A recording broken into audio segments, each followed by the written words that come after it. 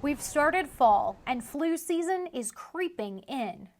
Symptoms for COVID-19 and the flu are almost identical, like body and muscle aches. One major difference, COVID patients often lose smell or taste. The same people are at high risk for both.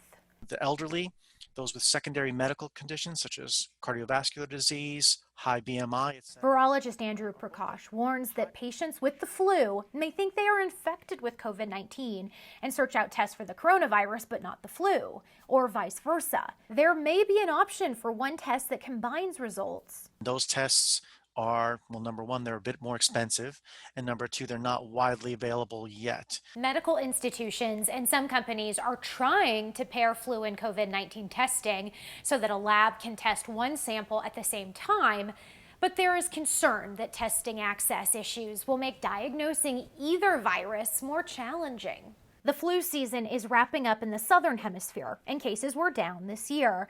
But doctors say that isn't a fail-safe for what we can expect here in the U.S. That doesn't diminish the need to go and get an influenza vaccination to try to limit influenza disease here in the northern hemisphere.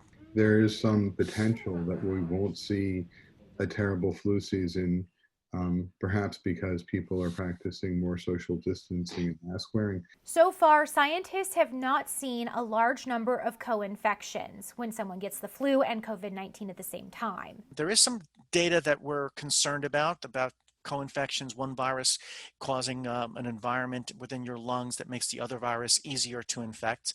But again, much of that is speculation right now. For now, experts are pushing flu shots, which about half the population gets each year. The American Medical Association has recommended getting a shot before Halloween. Lindsay Thies, Newsy, Denver.